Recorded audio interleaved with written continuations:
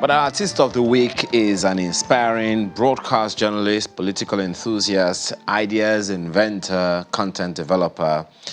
And can we just say, it's one human being, I don't know. I hope you find him interesting this morning. He goes by the comic name Husband Material. His name is Ezugu. Chukwudi Ezugu. Thank you so much for joining us. Thank you so much. Happy weekend, sir. Please, I'm not sir. Sorry, sir. Sorry. Sorry. I was trained with a lot of respect. So sometimes I forget that some certain things can be very formal. So apologies. I wanted to add sir, but apologies. I don't know. The people that I know that everything is with respect are Yoruba people. Your name is not Yoruba. Yeah, but I was born and raised in Lagos. In fact, I have more Yoruba friends than Igbo friends. In fact, some people look at me and call me Omo Igbo to so Yoruba being call me. My Yoruba is even more fluent than my Igbo language. Are you sure that you will not go to one Yoruba radio station? I can try. I have done a couple of stuff in the Yoruba language that, many people would not know. And I credited them, very good grades in my WAEC for Yoruba language. Yes. I can write also the Yoruba language. So we are one Yoruba proverb. Ile ọba tó jóná, ẹwà ló bù sí. So what does that mean? Okay, so it is essentially looking at the fortune that comes from misfortune. If the palace of, a royal father gets burnt to the ground now, if you're constructing a new one, you're definitely going to ensure that it is far more palatial than the other one. I assure you, some Yoruba professors are coming for you. Yeah. Yes. So where did the husband material come from? Okay, so over the years, I have played with various monikers, nicknames, and I wanted something that could elicit a conversation. I have tried, growing up, I went to a public secondary school, and everybody in Lagos, I am very certain, had one nickname or the other. Maybe a physical feature or just something about you. So Give us some examples. In primary school, they used to call me Chilavet because I was a very good goalkeeper. And when I got into senior secondary school, I was really very skinny, very tall for my age. So they used to call me Fela Ofisolo. Baba Fela used to be very they used to call me Fela Ofisolo. So I played with so many nicknames, and it got to the point where I wanted something that, people could identify with. And you know what the ladies say now? They pray for a man who is tall, dark, and handsome. I am 6'4". I am dark-skinned. And to the glory of God, I am wonderfully and fearfully made. So I think that it suits me. Okay, so you've created a number of comedy skits. Yes. So please speak to how you came across all those dwarfs. Yes. Not just the dwarfs, but then the other one that is not a dwarf. That is a dwarf. So we all work together in the same media organization. Okay. And, as people who are creatives, we decided to just dig deep and use our talents to, inspire so many people. And, in Nigeria now, people are going through, various challenges. But it is in the little way that you bring joy into their lives and ensure that you keep them going and inspire them that you're going to, render that service. First, for Nedu Wazobia, it was Imao My God who actually said, you guys can actually, work together like Arnold Schwarzenegger and, so when I look at the features, and so we decided to give it a try because Imao was working on something and Nedu had to play a certain character. He was trying to come up with ideas, and I just shared something, and Imam was like, wow, this is good. He did it, and it became very viral. So he said we could create more. That was the Sister Nkechi character, where he would, start shrieking, "It's Nkechi, shrieking!" and talk about, certain moral deficiencies in our society, and then end with an advice. So we did that, and it became really very, very popular. And I told him that we cannot continue just doing these things. We need to evolve. So we got the idea of, he had always done the Alhaji Musa character. Okay. So we got Alhaji Musa, we added landlord because there are several people who have, whether you like it or not, every Nigerian has an experience, whether as the owner of the property or as somebody who leases the property. So we came up with the landlord. We have experimented with a lot. And I hope that we can continue to evolve and continue to inspire people. For Unkubi and Big Bash and so many other of the little people that I work with, who are colleagues, we work together. So sometimes I might say, I think if you do this, it will be nice. Let's try and see what we can do. So we just try as much as we can to create. The whole idea is to inspire people and most importantly, also make money from it. You will come to that make money part. We'll come to that one.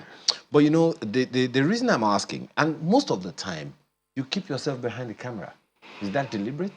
I think, yes, I believe it's deliberate because to the glory of God, I consider myself to be a man of many parts. And what I prioritize would not give me the leverage to just be everywhere. So I would say, okay, if this is what I prioritize and this is what I want people to see me as, I would rather people see me as, say, for example, Ezugu Chukudi in all my glory.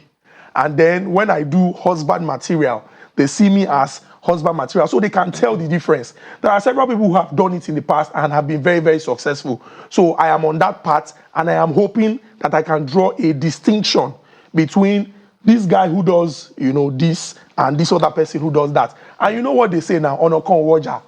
Yes, as you maximize your talent, you collect here, and you're okay. I wonder if you can still speak any Igbo. This one. Igbo now. Yeah? I express myself in Igbo language also. Okay, tell me, growing up, evolving into who you are and what you have become, were there tragedies that you had to endure or go through that caused you to introspect and bring out some golden human that you have become or are becoming today? Because there are many people who are unable to move off from a past tragedy. They just literally stay there or die there or get rot there or something. But is there any such thing that you can remember and say, I'm not going to let this define me? So I am from a very large family and I did not get all the love growing up. By love, I mean, your parents have, then it was fifth born, sixth born, seventh born. I was the sixth. And so, before it would trickle down to me, the thing would not expire. You don't turn to black market before it trickled down to me. So I was always in the company of my peers and people who were older than I was. There were a couple of, personal, I don't know if I should use the term tragedies now, but there were a couple of personal experiences that informed what I do and shaped who I have become today, or this journey that I am embarking on. My dad is a master storyteller. And, he used to tell us stories about the Civil War, life in the village. He lived for most parts in the northern part of the country. So, he would relay these stories and it was really very interesting. And so from that little boy who lived in a solo area of Lagos, it was like he opened my eyes to the world and I saw a lot of things and I read a lot. And, as somebody who started off really very early, mingling with people who were older than I was, I experienced life faster than my peers. So, for example, after my secondary school education at age 16, I had to get a job. For some people, maybe they were still, living, they were still with their parents and collecting chop money or just helping them out. But I had to get an actual job. When you say you had to get a job, was it because you had to or because you wanted to? I had to contribute to the family economy. I had to contribute to the family economy. And, so I consider myself an intelligent person. And like I said, I mingled with people who were older than I was, and so learned a lot about life. And I quickly learned that, you had to take charge if you wanted to make your own decisions. Like, for example, if I give my dad, say, Papa, take this 10,000, use and join rent, I become a stakeholder in the scheme of things. So you become part of the firstborn. Yes, I become. So if he wants to take any decision, he will call me and say, "My son, what do you think?" Because if we are contributing money at the end, I also contribute my own quota. So I had to do all of these as quickly as possible, and it exposed me, more to life. And so I decided that there were so many young people who needed to be inspired. And you don't have to get to the age where they'll say, okay, this person is, say, maybe 10 years older than I am, and so this person can inspire me. It's essentially about experience. If you have had this experience and you can teach younger people so that they don't make the same mistakes that others have made, I think it's okay to do so. So some personal experiences inspired me to say, this is who I want to be, and this is what I'll do to inspire people who are younger than I was, or my peers. Okay. So was there any... What brought you into this content creation, this comedy genre in particular, of content creation? So I am very sure that every Nigerian growing up, had Sam Loco, the late Sam Loco Efe, Baba Salah. When, as students of public secondary school in Lagos, there was Obalende, Atole, Pisi Bobodi, how are you? So these were people who traversed the length and breadth of Nigeria, or people who from the TV screens inspired a lot of us. I mean, you could sit and watch the movies and laugh your head off. And so I decided it would be okay to just see people laugh, because the very joy of watching people just ease their pressure and just enjoy what you do, it is so heartwarming. Then number two, I was of the opinion that you can teach through these means. You don't have to wait until it is told by a Catholic priest or a reverend gentleman before there's a moral in the story. So even in comedy, you can pass messages. I have evolved over time to become really very, very big on satire. And I know that attention span is really very short. Not too many people are willing to sit down and read a book. So in the little way that you can get their attention, you get their attention, because they are young people. This is what they want. It happens really very, very fast. Quick, witty, metaphors. This is what they want. But you must not lose the message at the end. So whether it is teaching them that it's important to maybe go out, register to vote, and also participate actively in the process, or ensuring that you don't lose the value of who you are because you consider yourself well-traveled or educated, and so our traditional practices become a cake to you. We use this as a means to let people remember who they are and be very aware of themselves. It's interesting.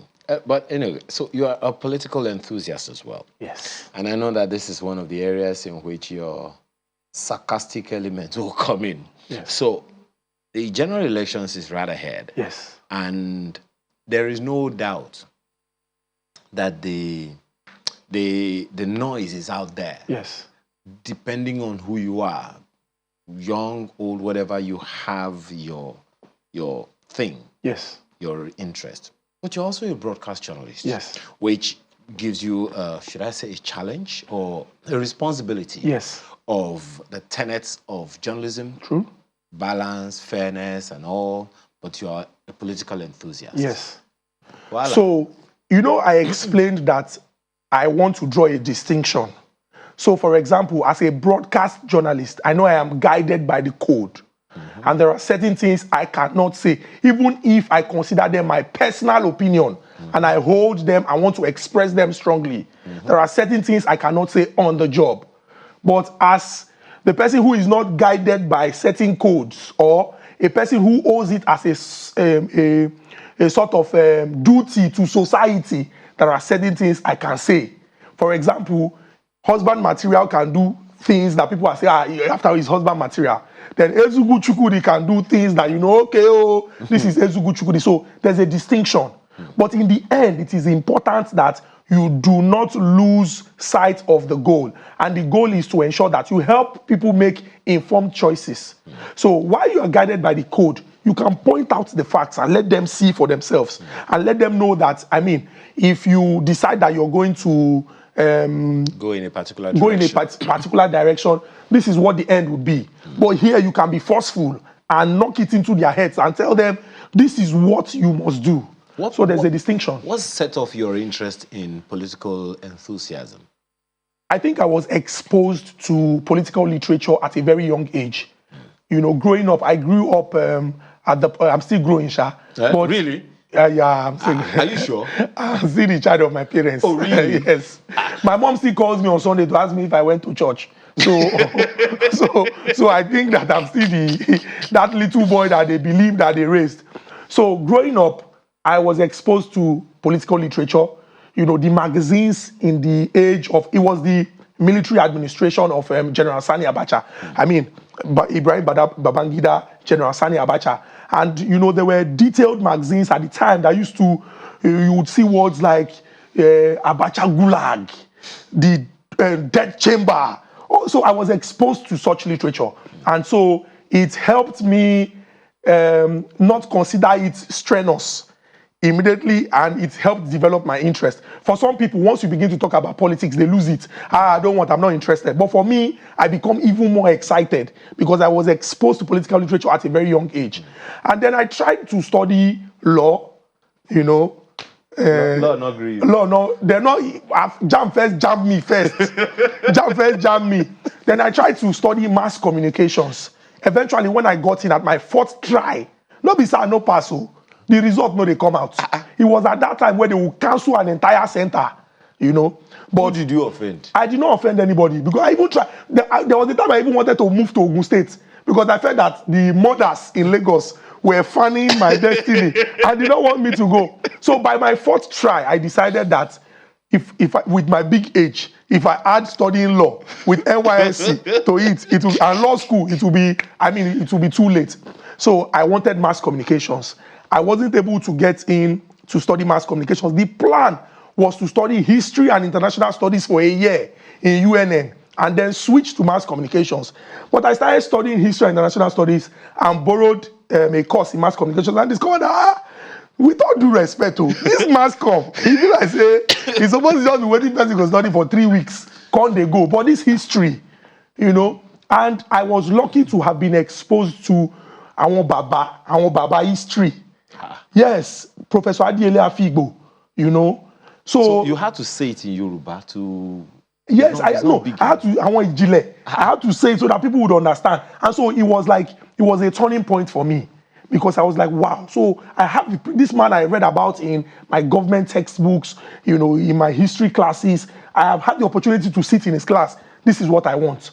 And I have no regrets whatsoever because it gives me the opportunity to read widely, not just politics, sports, entertainment, religion, anything. And I feel that I'm somebody who is open-minded. I know they run from arguments. In fact, I love it.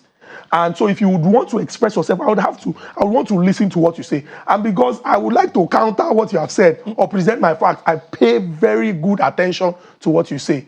So I think that everything turned out for my good and it's helping me a great deal. Sometimes some people see me in person and think I am way older. Maybe because my voice is crude, and then when they hear certain things, they believe, this person must be somebody who was born in the 60s or 50s or 70s. And when they see me, they're like, now they talk all this kind of thing. I say, me, but we thank God, the books they. If everybody they read, your age go they big, but your face, go show. Well, talking about everyone reading, young people today, there are those who believe that young people,